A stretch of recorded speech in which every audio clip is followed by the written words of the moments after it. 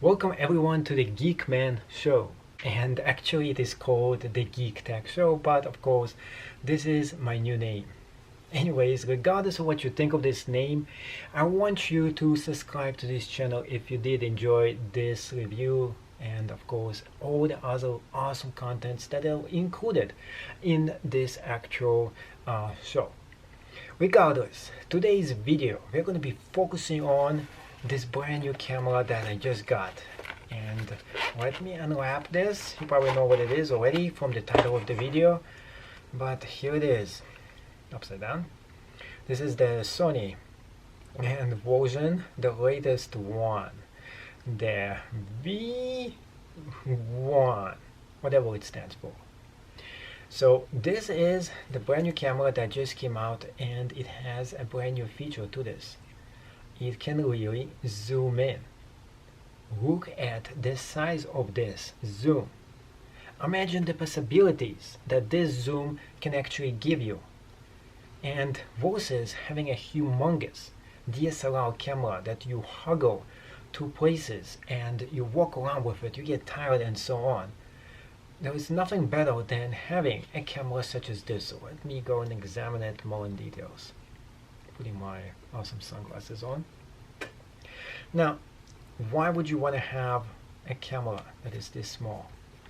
Well, first of all, it's gonna immediately take out from your credit card and from your bank account $1,200 plus taxes. Well, unless of course you get it tax-free. There is places you can buy it as well. Other than that, is this camera really worth the $1,200 that you're going to be showing out to this? Well, if I waited a few more months, maybe the price will come down. But this is a big maybe. If I need this right now, for summer vacation, for modeling shots and so on, this could be exactly what I'm looking for. The question is this exactly what I'm looking for? Would this actually be able to handle the same kind of equipment desire that I need for my videos? Would I still need the G7X? Would I be able to use this instead? Those are all questions that you probably are having as well. So first of all, we're going to be doing is comparing sizes with this one and the G7X Mark II and figuring out if this actually is the camera that you're looking for. Then of course we are going to go and keep on looking at the size and if this actually fits and so on. This video is going to be a lot of technical stuff about this that is more hands-on, not really what this can do or the picture quality at the moment. This is coming out next. So make sure you subscribe to this channel, because next we're going to go into bikini, and I mean bikini photography and video. We're going to be testing this out and seeing if this camera is really worth it for you to buy. With that said, stay tuned and watch the rest of this video. Thank you for watching and see you in the next video. Let's throw this out now since we no longer need this. So let's check it out.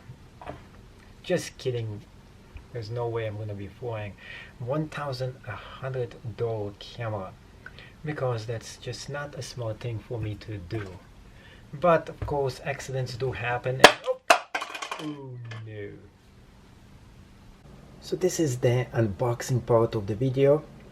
And I just got this in the mail, which is the Sony RX version 6, 5. Why can't they come up with a better name than that? I mean, come on, it always has to be RX100. Couldn't it be something else? Like Alpha or Omega? I don't know, whatever. Opening it up. You get the warranty right here, recording 4K movies, other really cool equipment that you can get here, accessories for this item, and so on. Actually this opens up in a different way. It's pretty cool. And not really accessories for this item, it's like other accessories too. Mini instructions manual. Whoever reads manuals? I don't read manuals.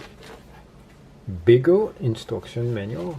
Well, I still don't read manuals. I like to figure this out by myself. So opening this up, you can see it's fresh, brand new. I don't know what I'm looking at yet. I just found, and I just opened this up, and we'll see how it looks when you unbox this, fresh and minty. I do like this black sleeve, by the way. And here it is, tada, the camera. This has yet to be removed.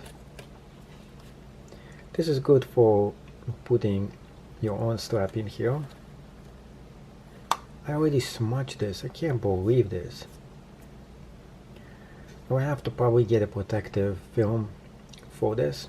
It looks very mirrory. You can see my reflection in this. And this is just unbelievable how much it can go. And it's very strong, by the way. I don't know if that's a good thing or a bad thing, but the hinge, it's very hard to move it. Which is probably a good thing, because after a while it's not going to go so well. One thing it is missing is that Canon has a feature that you can move right here, and it's going to make a special sound when you move it. This one doesn't seem to have that. The finder, just press on this and you have this finder, also something Canon doesn't actually have. The flash itself, right now, it comes out. This is actually strategically better placed flash than any other flash I've ever seen.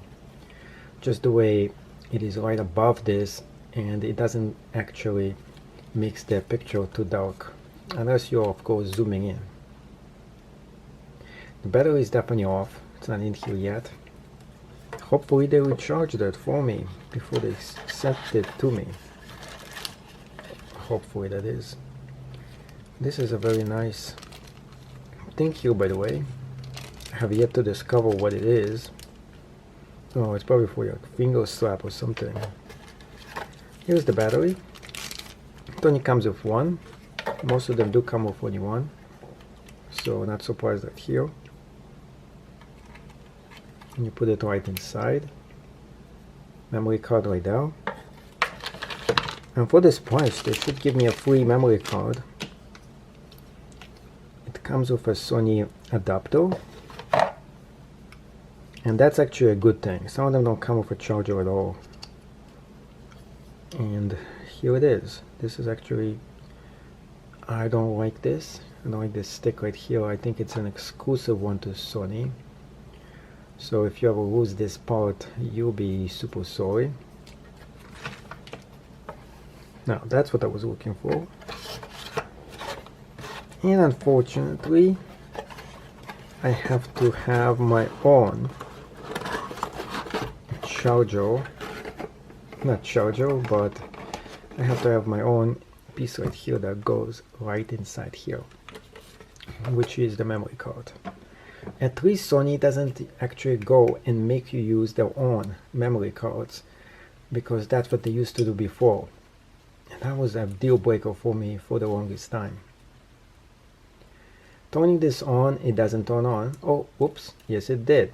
This is the cool thing about, I pressed on it on, and it didn't even make a sound. Now, this is actually a touchscreen. English, yes. Enter time and date, probably one of the most hated things about this. New York Standard Time right here. And daylight saving time is off. Press on enter. This doesn't work. This does. Off. Enter. And press OK. Now I thought the touchscreen was actually working for other things, but I guess it's not. Lots of cool features here, by the way. So we have a little bit of battery left here. And here's one of the reasons I bought this. Whoa. Now, that's a mega sized zoom for something this small. And some more facts about this camera. On the back you have this right here. This is very nice when you're actually touching it, and it gives you an opportunity to capture videos. And it's great because you have two different buttons, one on the top to take pictures, one on the bottom to take videos. You also have the wheel over here as well.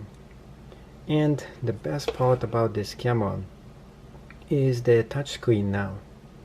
So with the touchscreen you can actually focus on specific items that you actually want to focus on. And you no longer actually have to do this the way you had to do it before. So how do you do it now?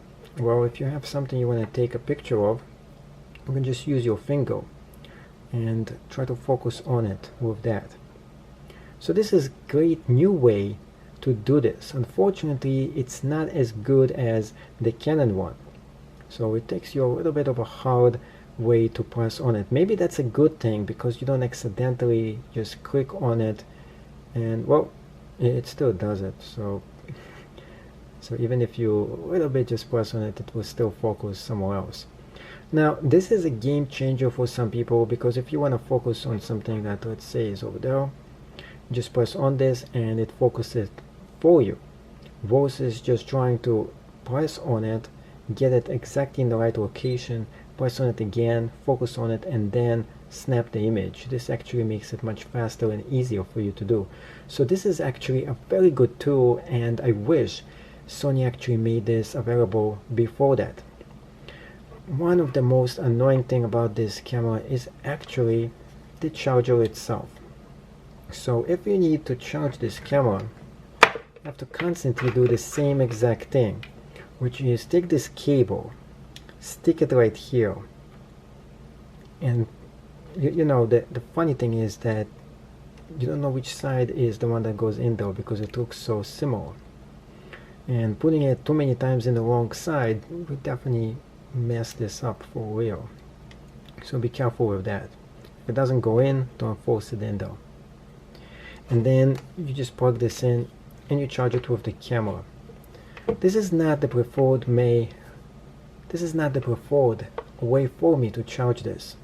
Of course, you can go and buy a different kind of a charger that you can just take this out and put this and charge it up instead, which is the better way to get charged, but you have to pay extra for it. Why, Sony, did you do this? After you paid $1,200 for something, you definitely want to get a really good charger that you can use instead of this kind of a charger. You want to have one just like Canon has, that you can just plug in the wall and forget about. This way you're hugging the camera at the same exact time that you're charging this item as well. This could be a game changer for some and a deal breaker for others, because in one way it eliminates the need of a charger on the wall, which means this is one less object that you have to carry with you when you're going. But it also makes it more complicated, because if this specific item gets lost, and it's easy for this to get lost if this breaks apart. Now there is something else here that actually is a good thing.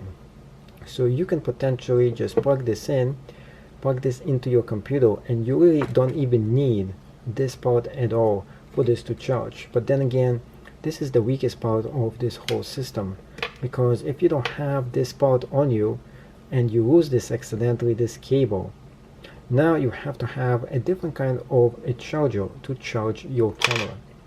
So now you have to have a different kind of charger for you to charge your camera. So this is one very expensive camera that is going to replace your DSLR in one small little neat package. And the question for you, is this really worth the $1,200 hit to your budget just to get this amazing looking camera that can give you very super zoom and images that you probably can't get anywhere else for something this small in size? So if you're going on an Africa expedition and you don't want to haul away some really heavy DSLR gear, this could be the camera that you're looking for.